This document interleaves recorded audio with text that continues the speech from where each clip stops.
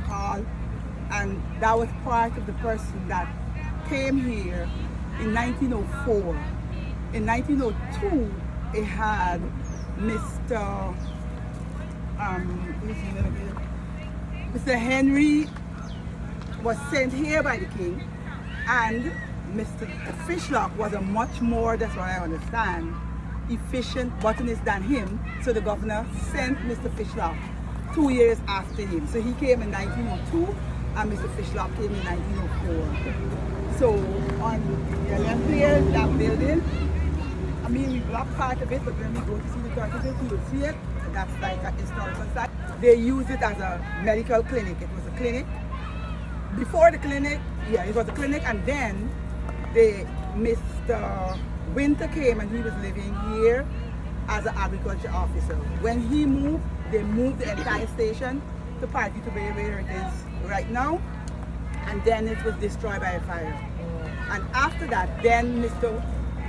J.R. O'Neill and Mr. Stout asked for the place to become the Botanic Garden. So after that now, this is in the 70s, as I said, it moved. Later on, we had a governor that came from the botanist, which is Margaret Barry. Now, before her, after the government allowed them for the plot of land to be the Botanic Garden, there was another botanist living in the western end of the island by the name of Mr. Henry that works with Kew Garden. Kew Garden is a big part of our garden right now, so they always a part of it. So he and Mr. Fishlock and Mr. O'Neill and them, that is in 1974, they started the work. So when she came, she designed the gardens. In 1987, so she helped to design, 85, she helped to design the garden. So this garden was designed by the governor's wife. All that you see here where we standing, this is the Royal Palm Avenue, which she named. So all these palms are royal palms.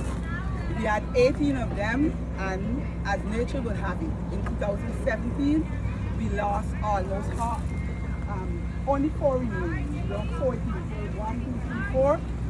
And nature would have it. All of these bring up back right in the garden here, and in August last year, we transferred them back into the spot. So that's why she named here the Royal.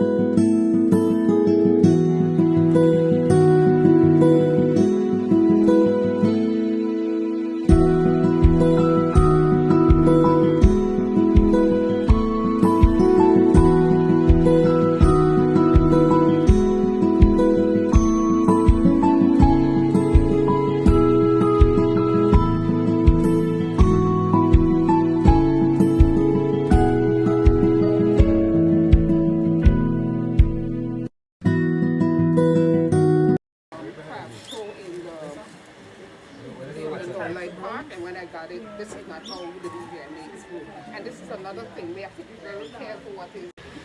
Go ahead, Miss Smith. I don't go ahead. As you could see, this is grainy. You cannot put it in the bread. Right. Yes, it is going to dissolve when you add the water in it, whatever, but because it's not a water-based something you're doing, it is not going to completely dissolve. So you need to make a solution first when you're going into the bread or anything. Regular water. It would dissolve in warm water, but we're using it in regular water.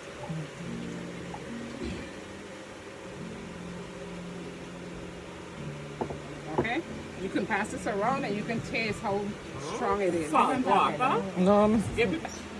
Sugar, baking powder, cinnamon, and nutmeg. You combine all together. That's regular way you're making the cinnamon? We have the coconut over there, but it's out there so long where we can still use it because it will go sour, right? Okay, let's not use it. Let's eat We're not going to eat this. You're done for you? That time that bird make you gonna be here? She will come back It to takes it. 5 minutes to bake. You have a super oven. 5 minutes? Super oven is crazy. So you make a well. Everybody see? You add your salt. And the older people, coconut was very plentiful. Again, growing up in a big family, when you cook food, we ate a lot of soup because my grandfather always said once you get the water, you get everything. Remember that story with the woman who had her child and her husband child, and she could give her child all the meat, and the man child was getting nice and rosy, and she couldn't figure it out. It was all the juices and nutrients from the meat that was going into the sauce or whatever that child was getting. Okay? So if you get a piece of fish fry, you better keep quiet and dump it and whatever else. So they would use coconut water instead of coconut milk, instead of water. And like I was saying, we drank a lot of soup because that's the only thing to shake. And some they get the regular chicken or whatever. So you make a well and you add small portions of water. Because remember, nothing was measured like in the week. Okay? Everything was eyeball.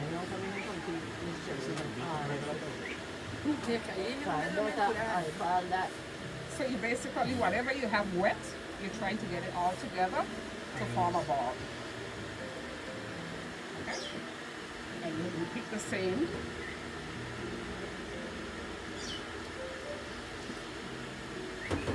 And it's easier for you to put little bits of water than to put a lot of water. Took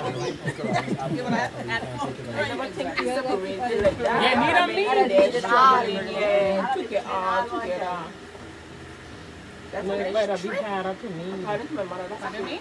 When you need it all together, it'll be harder to me. Yeah. I mean, you have to put it together. So Whatever. My mother been in jail so long. You know how long I've been mixing a whole dish kind of flour, making 20 bread, and when Monday morning come, still there because I make hot bread. Try labor. It works. So now I know what he was doing when he made me at this time. Please, because they want to kill me. That's your dream.